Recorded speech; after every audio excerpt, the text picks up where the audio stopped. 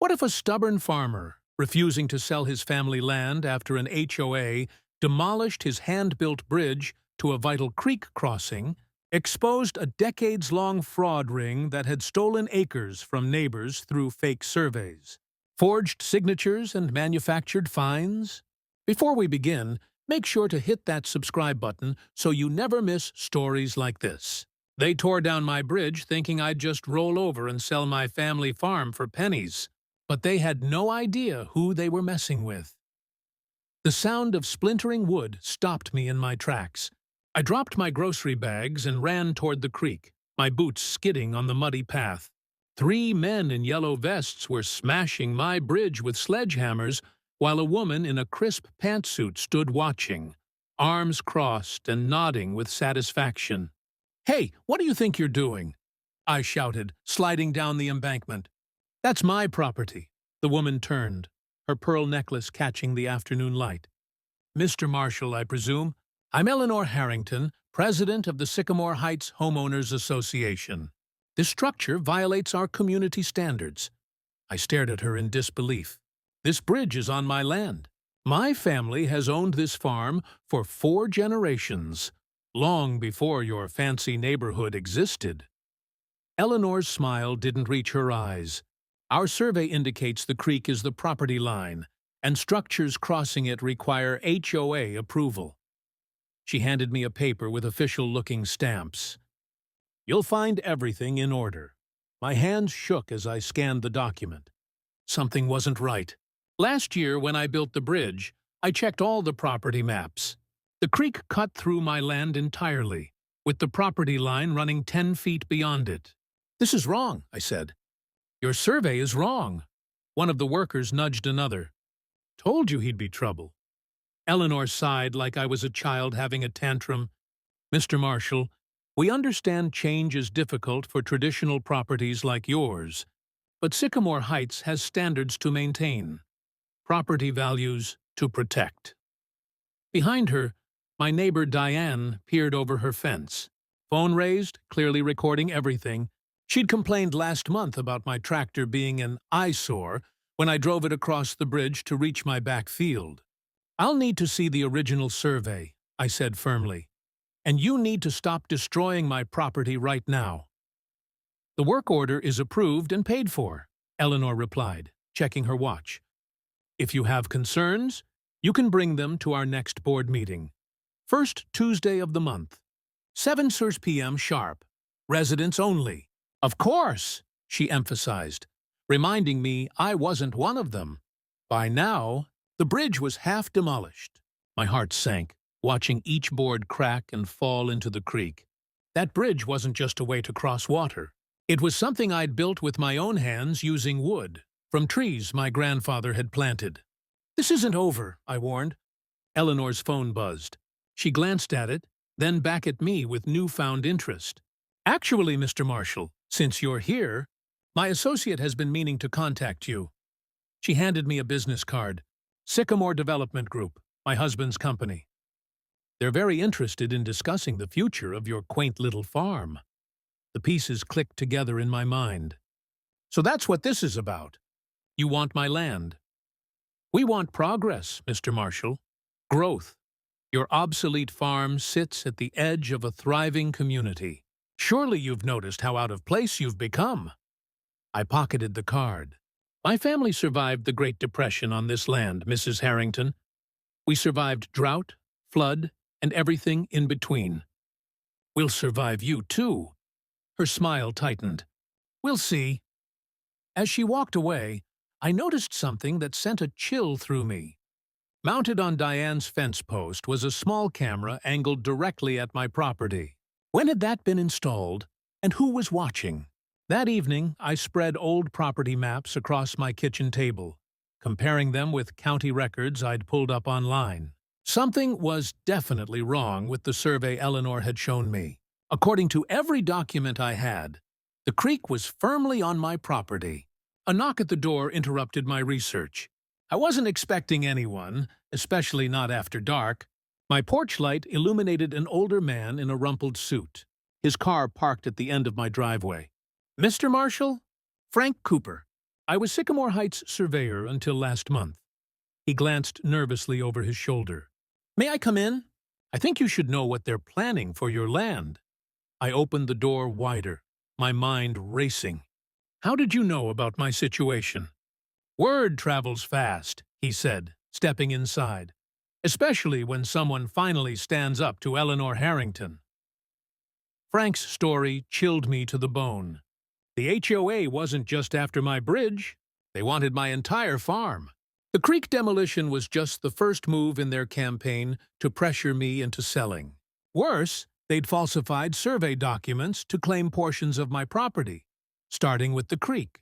Why are you telling me this? I asked. Frank looked down at his hands. They fired me when I refused to sign off on the fake survey. Been working for the county 30 years without a blemish on my record. I'm not starting now. After Frank left, I couldn't sleep. From my bedroom window, I could see the lights of Sycamore Heights glowing beyond the tree line. In the distance, the half-demolished bridge looked like a wounded animal in the moonlight. My phone buzzed with a text message. Unknown number. Backing down would be wisest. These people get what they want, one way or another. Who was watching me? Who had my number? I pulled my curtains closed, suddenly feeling exposed in my own home. The next morning, I discovered they'd gone further than destroying my bridge. Someone had dumped trash along my side of the creek. Old furniture, broken appliances, garbage bags split open with their contents scattered across my field. As I began cleaning up the mess, I noticed Diane watching from her deck again, coffee cup in hand. When she saw me looking, she quickly went inside. I had just loaded the last of the trash into my pickup when a county vehicle pulled into my driveway. A young woman in a uniform approached with a clipboard. Mr. Marshall, I'm here about an environmental complaint. Illegal dumping in a waterway. My mouth fell open. You're kidding me. I didn't dump this. I've been cleaning it up. She looked uncomfortable. Sir, we have photographic evidence submitted this morning showing you disposing of materials in the creek. That's impossible, I said, but then remembered Diane and her camera. They were framing me. The officer wrote me a citation, a $5,000 fine for watershed contamination. As she drove away, my phone buzzed again. Board meeting tomorrow. We'll discuss a fair price for your troublesome property. I crumpled the citation in my fist. They thought they could bully me off my land with false claims and harassment. They had no idea who they were dealing with. My grandfather hadn't raised a quitter. That night, I made 2 calls. First, to my old college roommate, who'd become an environmental lawyer. Then to my cousin, who worked for the regional newspaper. If Eleanor wanted a fight, she was about to get one. But as I looked out at the darkened creek and the ruins of my bridge, a disturbing question kept me awake. How far would the Sycamore Heights HOA go to get what they wanted? The county courthouse buzzed with whispers as I pushed through the double doors. Finding the property records department wasn't easy in the maze of hallways, but I was determined. 3 days had passed since the bridge incident, and I needed answers before facing Eleanor at the HOA meeting. Can I help you? Asked an elderly clerk, peering over reading glasses. I need to see the original property survey for my farm and the adjacent Sycamore Heights development, I explained, sliding my ID across the counter. 20 minutes later, I hunched over a large table covered with maps and documents, my finger tracing boundary lines that confirmed what I already knew. The creek ran through my property, with the actual border at least 10 feet beyond it. Eleanor's survey was a fake. My cell phone vibrated. A text from Frank Cooper. Be careful at records office. H watches county employees. Too late for warnings. I'd already found what I needed. Original documents showing that not only was the bridge entirely on my land, but Sycamore Heights had gradually encroached on boundary properties over the years through reinterpretations of survey lines. As I left the courthouse, a sleek black SUV idled across the street. The tinted window rolled down just enough for me to glimpse Eleanor's husband, Thomas Harrington, watching me. Message received. I was being followed. Back at the farm, I found more unwelcome surprises. Someone had placed stakes with orange flags along a new property line that cut 20 feet into my land. Beside them stood a county zoning notice. Future site of Sycamore Heights expansion. Phase 4. They weren't just taking my bridge. They were claiming pieces of my farm without purchase or permission. I yanked the signs out and threw them into my truck bed. This wasn't legal. Couldn't be legal. Yet somehow they'd gotten official-looking permits and county approvals. Taking down government property is a crime, Diane called from her yard. She'd become Eleanor's shadow, always watching, always reporting. Falsifying property lines is a bigger one, I shot back. Diane smiled thinly. The Harringtons play golf with Judge Bennett every Saturday. Who do you think he'll believe? A respected developer or a— She looked me up and down. Dirt farmer. Her words stung more than I cared to admit. In my worn jeans and work boots, I didn't look like someone who could take on wealthy developers with political connections. But appearances can be deceiving. Before becoming a full-time farmer after my dad's heart attack, I'd earned an engineering degree and worked at a major construction company.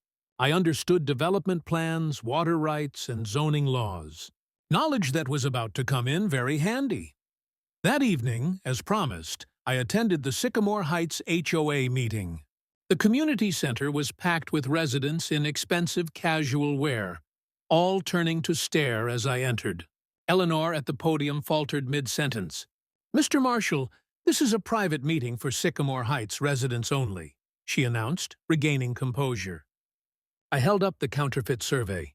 "Since you've decided my creek is actually your property, I figured that makes me a resident." Murmurs spread through the crowd. Many looked confused. Clearly, they hadn't been told about the aggressive expansion tactics. "We have a full agenda tonight," Eleanor said tightly. "Your concerns will have to wait for another time." An older gentleman in the front row stood up. "I'd like to hear what he has to say. My backyard also borders that farm, and I've had surveyors in my yard without permission." Eleanor's face flushed. "Marcus, we've discussed the expansion planning privately." "You discussed it with me," Marcus interrupted. "Not with the whole neighborhood." "Let him speak." Other voices joined in, and Eleanor reluctantly gave me 3 minutes at the microphone. I laid out the facts simply. The falsified surveys, the illegal property markers, the destroyed bridge that was entirely on my land. I explained how the creek had been diverted slightly over the years to create the illusion of a different property line.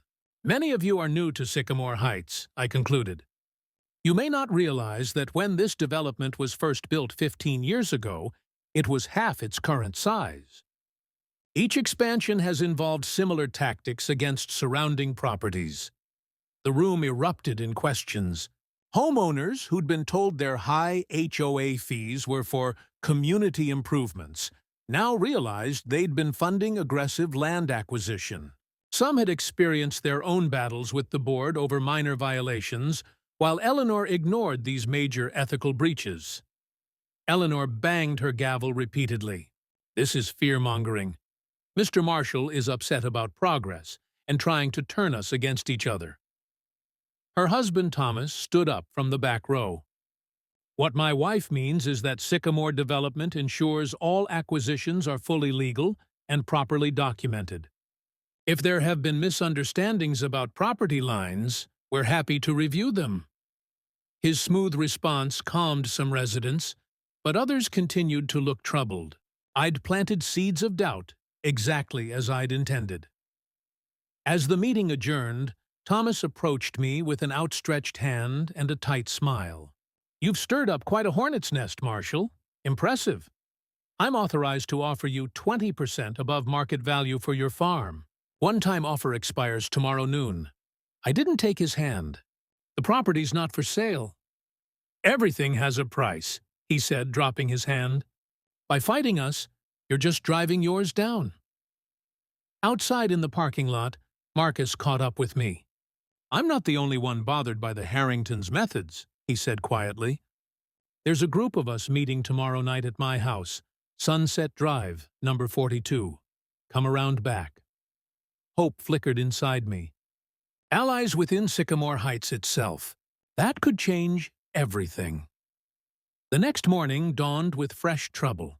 During the night, someone had diverted the creek using sandbags and plastic sheeting, flooding my lower field where I'd just planted winter wheat.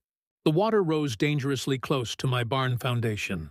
As I worked frantically to redirect the water, a county water management truck pulled up. The same officer who'd given me the dumping citation stepped out, looking uncomfortable.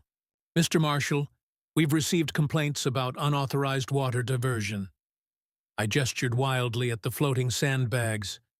"I'm not diverting it. I'm trying to fix whoever did this." She shook her head. "The complaint says you've been altering the creek bed for years, which is affecting drainage in Sycamore Heights." Another citation. Another fine I couldn't afford.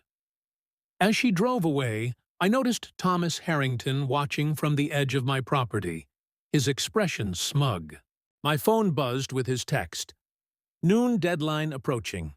Offer drops 10% with each citation." I was being squeezed from all sides, financially, legally, emotionally.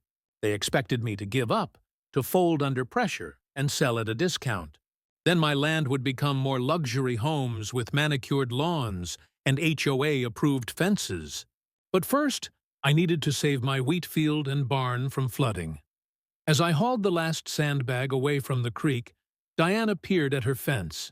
"Shame about your crops," she called, not sounding sorry at all. "Eleanor's hosting a barbecue this weekend to celebrate breaking ground on Phase 4. Right where your sad little bridge used to be." I straightened up, mud-covered and exhausted. "There won't be any groundbreaking, Diane. Not on my land," she laughed. "The permits are already approved. It's happening, like it or not." Something inside me hardened. I'd tried being reasonable. I'd tried working through proper channels. Now it was time for a different approach. That evening, I drove to Marcus's house in Sycamore Heights, parking a block away and walking through backyards as instructed. In his basement, I found 15 residents gathered, all with their own stories of HOA bullying, suspicious permits, and Harrington pressure tactics. "We've been compiling evidence for months," said Marcus, spreading documents across a table. "Falsified minutes, financial discrepancies, permit irregularities. But we needed a catalyst, someone willing to stand up publicly." A woman named Margaret, whose historic home had been fined repeatedly for non-conforming architecture, handed me a thick folder. Property records for every expansion phase. Notice how each one followed the same pattern. Harass, cite, devalue, purchase. For the first time since my bridge came down, I felt real hope. I wasn't facing the Harringtons alone anymore. "Tomorrow at dawn," I told them, "they're planning to break ground on my property without my permission. Anyone free to witness what happens next?" Marcus smiled. "We wouldn't miss it for the world." As I walked back to my truck, I spotted a familiar black SUV parked down the street. Thomas Harrington stepped out, blocking my path. "Making friends won't save your farm, Marshall," he said quietly. "I own half the county commissioners and the building department. By this time tomorrow, bulldozers will be rolling whether you've sold to me or not." I met his gaze steadily. "We'll see about that." In the darkness of my truck, I made one final call to my cousin at the newspaper. "Sam, I need a photographer at my farm at 6:00 a.m. and tell them to bring a zoom lens." The Harringtons thought they had all the power. They were about to learn a painful lesson about underestimating a determined farmer with nothing left to lose. My phone rang at 6:01 a.m. "Mr. Marshall, my name is Margaret Thompson. We need to talk about Eleanor Harrington and that bridge of yours." I nearly hung up until she added, "They did the same thing to me last month." An hour later, Margaret's vintage Volvo pulled into my driveway. She stepped out wearing gardening gloves and carrying a folder stuffed with papers. Her silver hair was pulled back in a tight bun, and behind her glasses, her eyes burned with a fighter's spirit. "My Victorian home has stood for 112 years, she said, spreading documents across my kitchen table. Now I get weekly fines for architectural non-compliance because my purple trim doesn't match their approved color palette. I poured us both coffee. What does this have to do with my bridge? Everything, she pointed to a map. See this? I've marked every property the HOA has targeted in the last 3 years. The marks formed a ring around the edges of Sycamore Heights, all bordering non-HOA properties like mine. You're not their first victim, Margaret said. Just their newest one. My coffee went cold as she showed me photos of other properties. The Rodriguez family's demolished treehouse, the Patel's garden statues thrown in a dumpster, old Mr. Jenkins's classic car collection forced into storage. They pushed Jenkins so hard he sold his place for half its value last year, Margaret explained. Guess who bought it through a shell company? Eleanor's husband's development firm. I stared at her. That can't be legal. It's not, she confirmed. But they're careful. They use the HOA rules as weapons, making life unbearable until people give up and sell. I grabbed my truck keys. Let's go talk to these folks. By sunset, my living room was packed with neighbors I'd never met. The Rodriguezes brought homemade empanadas. The Patels arrived with photo albums documenting the gradual harassment. 3 elderly residents who could barely climb my porch steps came with stacks of HOA violation. Notices for ridiculous infractions like excessive bird feeder activity. Fuider fuarin bitu. Children cried for days after they tore down the treehouse, Mrs. Rodriguez said quietly. It was their grandfather's last project before he died. Mr. Patel adjusted his glasses. When I questioned the removal of our garden deities, Eleanor said our ethnic decorations didn't align with community standards. The stories continued as darkness fell. Rain began to drum on the roof. They flooded your field deliberately, said a man named Frank, who worked for the water district. I've been watching them alter drainage patterns for years, but my supervisor won't investigate. He plays golf with Eleanor's husband. Margaret unrolled a large county property map across my floor. I've been researching at the county records office. Look at the original boundaries of Sycamore Heights. We gathered around with flashlights. The original development was much smaller than its current footprint. They've been quietly expanding their jurisdiction, she explained, tracing boundaries with her finger. Adding properties that never legally joined the HOA, including parts of your farm, Mr. Marshall. Thunder cracked outside as if emphasizing her point. Lightning illuminated my window panes, casting our shocked faces in stark white light. Wait, I said, pointing to signatures on an annexed property document. That's not my father's handwriting. They forged his signature 3 years ago while he was in the hospital. The room fell silent. What we were uncovering wasn't just petty neighborhood bullying. It was organized fraud. Eleanor is running for city council next month, Mr. Patel said softly. If she wins, I didn't need him to finish. We all understood the implications. Their reach would extend beyond Sycamore Heights. There's more, Margaret added, pulling out her laptop. Eleanor's husband's development company has plans filed with the county. Once they acquire enough adjacent properties, including yours, Mr. Marshall, they're building a luxury resort complex.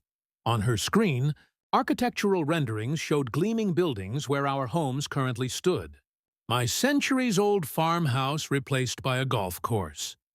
My daughter works at the bank, whispered Mrs. Tompkins, an elderly woman I'd helped with grocery deliveries during snowstorms. She says they've secured nearly $50 million in financing. They're just waiting to finish acquiring the land. The room erupted with angry voices, everyone talking at once. Some wanted to sell immediately and escape. Others suggested lawsuits we couldn't afford. A few proposed confronting Eleanor directly. I walked to my window, watching lightning strike over my flooded fields. The farm that had been in my family for generations would be underwater if I didn't act fast, both literally and financially. Listen, I said, turning to face the room. The conversations quieted. They expect us to fight alone. That's how they've beaten everyone so far, picking us off one by one. Faces turned toward me, some hopeful, others doubtful.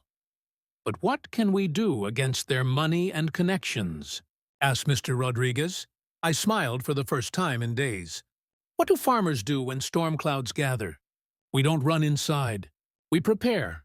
On my dining table, I spread out blank paper. Each of you has a piece of this puzzle. Margaret has legal knowledge. Frank understands the water systems. The Patels have documentation of harassment. Mrs. Rodriguez's brother works at the newspaper, right? She nodded, surprised I'd remembered. Together, we have everything we need. I continued, money and power aren't the only kinds of strength. Sometimes the truth is enough, if we can prove it. For the next 3 hours, we built our plan. Tasks were assigned, research targets identified, resources pooled. As the meeting broke up, Margaret lingered behind. You know she'll come after you harder now, she warned. Once Eleanor realizes we're organizing. I nodded, walking her to her car as the rain finally stopped. Stars peeked through breaking clouds. Better me than someone else, I replied. My farm may be mortgaged to the hilt, but I've got one thing the others don't. What's that? Margaret asked. I pointed to the muddy boot prints crossing my porch from all our visitors. I've got nothing left to lose. And now I've got allies. As Margaret's taillights disappeared down my driveway, my phone buzzed with a text. An unknown number had sent a photo of my barn taken minutes earlier, with all our cars still parked outside. The message read, zoning violation, unauthorized public gathering on agricultural land. 500 fine. First warning. I smiled and texted back just 2 words. Bring it. We've been denied access again. Margaret's voice crackled through my phone. I was knee-deep in mud, trying to save what crops remained after the flooding. The county clerk says our petition about the forged documents needs more evidence. I wiped sweat from my forehead, leaving a streak of dirt.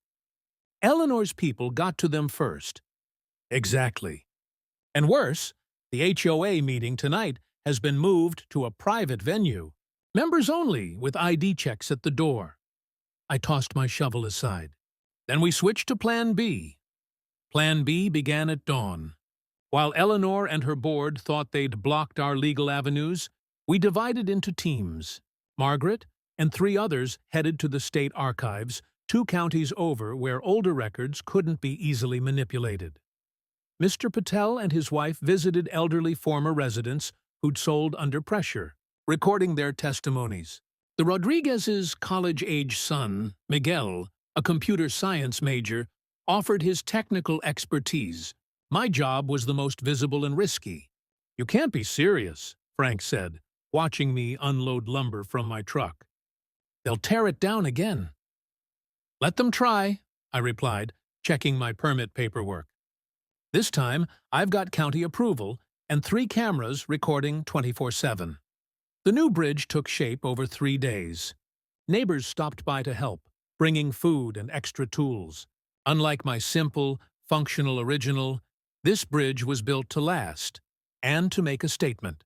We added decorative railings, solar-powered lights, and a small bench midway across. It's beautiful, Mrs. Rodriguez said, bringing me lemonade as I finished the final touches. Eleanor will hate it, I smiled. That's the point. While I worked in plain sight, our other teams made quieter progress. Margaret texted from the archives, Jackpot, found original property line surveys from 1967. Their claimed eastern boundary is off by 47 feet. Miguel set up secure communications for our group using encrypted messaging. Better than using regular texts, he explained. Also, I've been monitoring the HOA website. Found something interesting in their code. He showed me backdated meeting minutes that had been uploaded but hidden from public view. Documents proving the board knew they were exceeding their authority when they demolished my bridge. Can we use this legally? I asked. Miguel grinned. Better. We can prove they knew it was wrong before they did it. By Friday, My bridge was complete, inspected, and officially approved by the county. I placed a hand-carved sign at the entrance. Marshall Crossing. All welcome. A direct challenge to Eleanor's exclusionary tactics. The response came faster than expected. Diane, my smirking neighbor, appeared at the bridge with 2 board members and a private security guard. "This structure violates Covenant 7.3, she announced, thrusting papers at me. "Remove it within 24 hours or face legal consequences." I didn't touch the papers. This bridge is fully permitted by the county on land that official surveys confirm is my property. "Your covenant doesn't apply here." "We'll see about that," the security guard growled, stepping forward. I pointed to the cameras. "Everything's being recorded, including the fact that you're currently trespassing." They retreated, but I knew it wasn't over.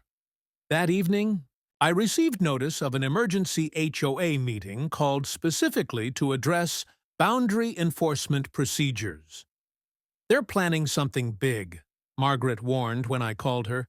"My contact at City Hall says Eleanor's husband pulled permits for heavy equipment tomorrow. Listed for drainage work." I made my decision. Time to accelerate the plan. "Tell everyone, potluck at my farm tomorrow, 4 p.m. Word spread quickly. By mid-afternoon Saturday, cars lined my driveway, each crossing my new bridge. Families brought folding tables and chairs. Children played tag between hay bales. The Patels set up a spectacular buffet featuring both American classics and Indian specialties. From my porch, I watched Eleanor's silver Mercedes screech to a halt across the creek. She stormed to the water's edge, face contorted with rage at the sight of so many unauthorized visitors enjoying themselves on what she considered her turf. "This is an illegal gathering," she shouted, her voice barely carrying over the festive noise. "You're violating noise ordinances and safety codes." I walked calmly across my bridge to meet her. "This is a private social event on private property. Every car is legally parked. Every person invited. You can't just—" "What? Have friends over? This isn't Sycamore Heights, Eleanor. Your rules don't apply here." Her eyes narrowed. "I've tolerated your stubbornness long enough. This ends now."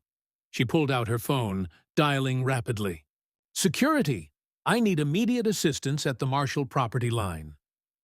What Eleanor didn't see was Mrs. Rodriguez's brother, James, circulating through the crowd with his press badge partially hidden. As the regional newspaper's investigative reporter, he'd been collecting stories from attendees all afternoon. I smiled. "Before your security arrives, you might want to meet our other guest." On cue, a county sheriff's car pulled up.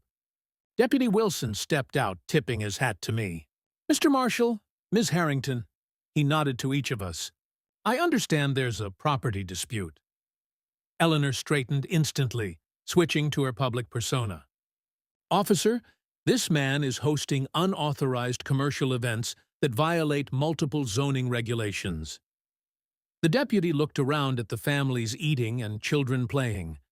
"Looks like a neighborhood cookout to me." "These people aren't neighbors," Eleanor insisted. "They don't live here." "Actually," Margaret interrupted, approaching with a folder, "many of us are rightful property owners whose land has been improperly claimed by Sycamore Heights HOA through falsified documents." She handed the deputy copies of our evidence, the original surveys, the forged signatures, the backdated meeting minutes. Eleanor's face drained of color. "Those are private HOA records. They were illegally obtained." "Falsifying property documents is a criminal offense," Deputy Wilson said, flipping through the pages. "These allegations are serious." "They're lying," Eleanor hissed. "My husband is a respected developer. We built Sycamore Heights from nothing." "Built it on stolen land," Frank called out, joining us with his water district maps and illegally diverted waterways to damage adjacent properties. More neighbors gathered, each adding their testimony. The security guards Eleanor had called arrived but hung back uncertainly, witnessing the tide turning. James stepped forward, recorder in hand.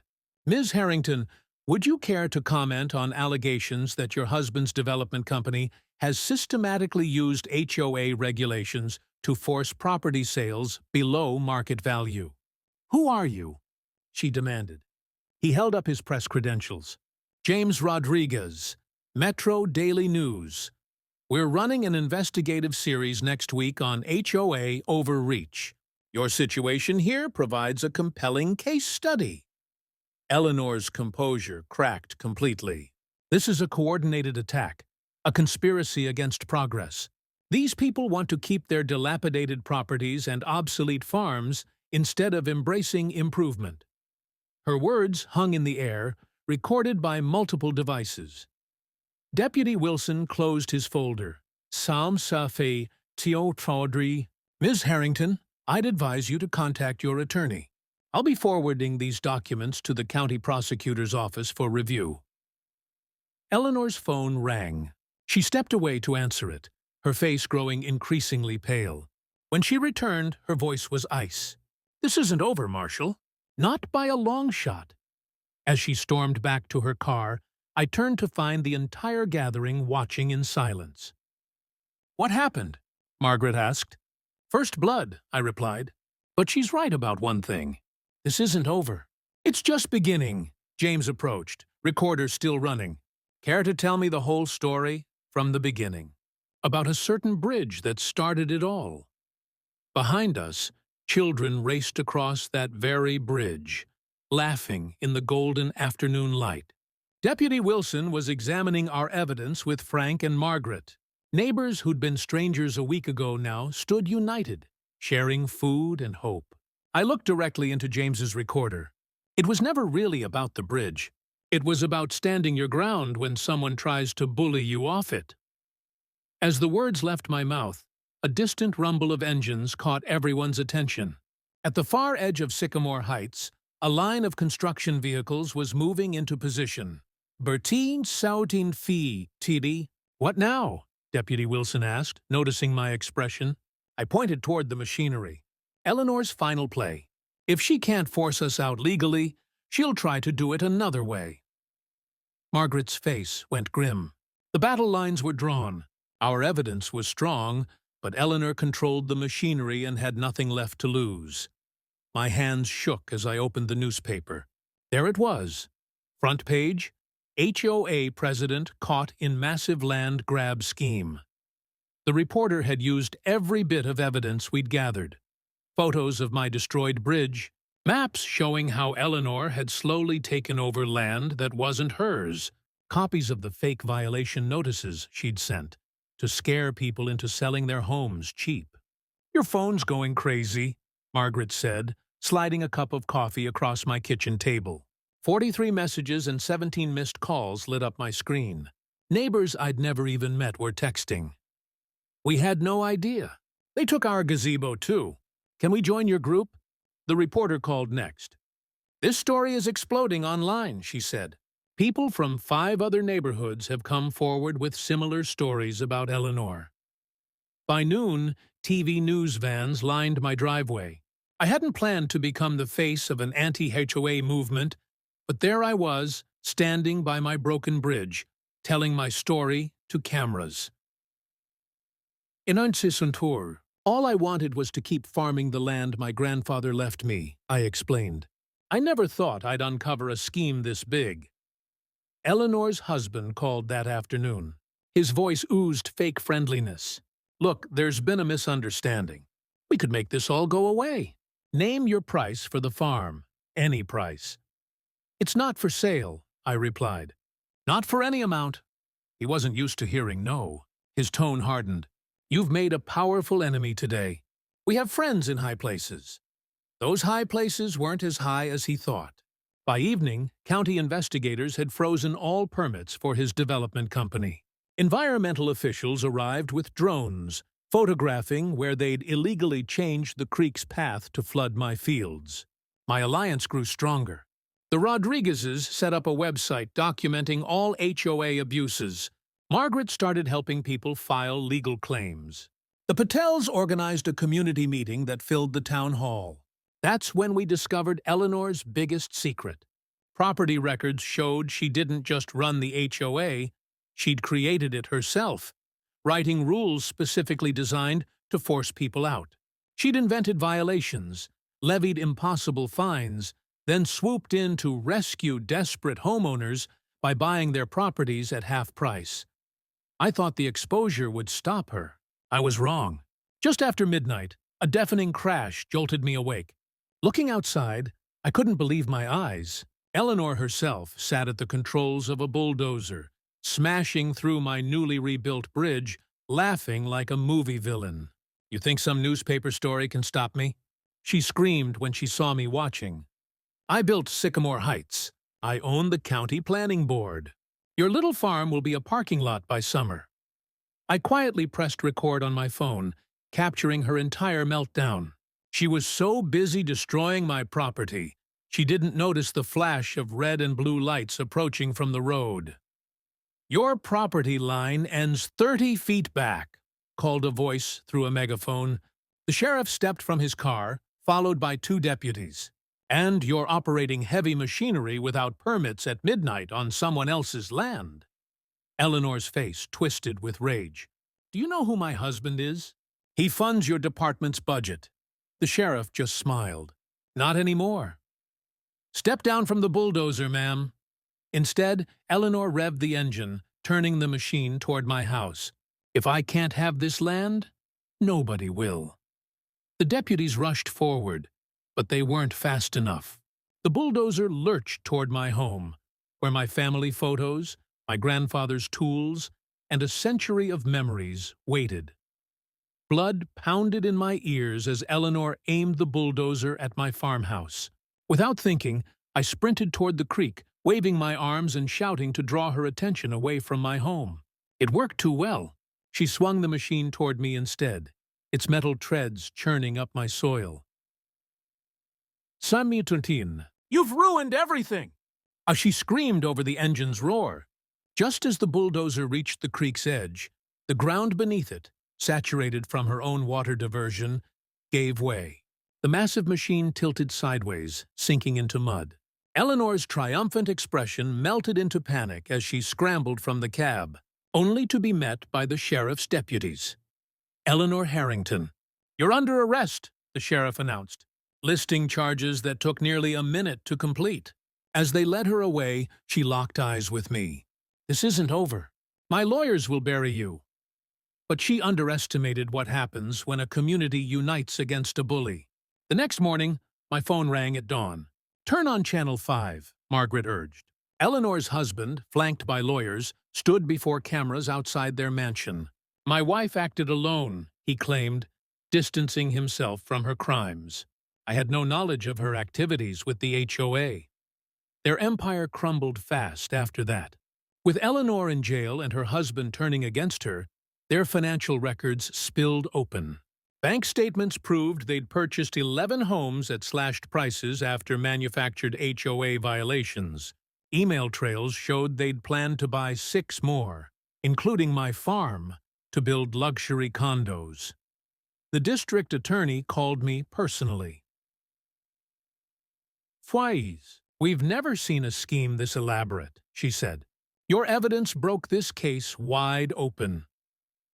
3 weeks later, I stood in a packed courtroom as Eleanor and her husband faced the judge. Both pleaded not guilty, blaming each other and their board members. The judge wasn't fooled. "The court finds substantial evidence of fraud, criminal property damage, environmental violations, and conspiracy," he announced. "Additionally, all properties acquired through these unlawful means must be offered back to their original owners at purchase price." Outside the courthouse, reporters thrust microphones toward me. "How does it feel to take down an entire HOA empire?" "I never wanted a fight," I answered honestly. "I just wanted to keep my family's farm and rebuild my bridge." The real work began after the trial. The Sycamore Heights residents held emergency meetings to decide their neighborhood's future. I surprised myself by attending, though my property remained independent. "We still need some basic rules," argued Diane, my once smirking neighbor. "Without standards, this place will turn into a junkyard." Rules should help people, not hurt them, I countered. What if instead of focusing on what neighbors can't do, we focus on how we can support each other? To my amazement, people applauded. A new committee formed with the Rodriguezes, the Patels, and even Diane agreeing to serve. Their first act, dismantling most of Eleanor's ridiculous regulations. On a brilliant Saturday 6 months later, 30 neighbors gathered at my creek. Together, we built a new bridge, wider and stronger than any before. Children painted colorful handprints along the railings. The Patels brought samosas. The Rodriguezes supplied music. Even Diane contributed handmade signs marking the trail that now connected our neighborhoods. "I was wrong about you," she admitted, handing me a lemonade, "and about what makes a neighborhood valuable." The newspaper ran a follow-up story. From division to connection. Community rebuilds after HOA scandal. The photos showed kids from both sides of the creek playing together, neighbors sharing food, and me, standing in the middle of our new bridge, finally at peace. Eleanor's husband eventually sold their mansion and moved away. Eleanor herself received a 5-year sentence with additional civil penalties that would take decades to pay off. Last Tuesday, the county office called the Harringtons fraudulent. "Property line adjustments have been reversed," they explained. "Your farm is now officially recognized at its original boundaries." Yesterday, Margaret joined me on the bridge as fireflies began to sparkle over the creek. "You know what's amazing?" she said. "None of this would have happened if they hadn't torn down your first bridge." I smiled, watching my neighbor's children catch lightning bugs in jars. Some things need to be broken before they can be rebuilt properly. As twilight deepened, I realized something profound. In trying to destroy my connection to this land, Eleanor had accidentally created countless new connections between people who might never have met otherwise. She tried to build an empire of walls and rules, but instead, we built bridges, literal and figurative, that would stand for generations. And that's worth every splinter, every flood, and every fight it took to get here.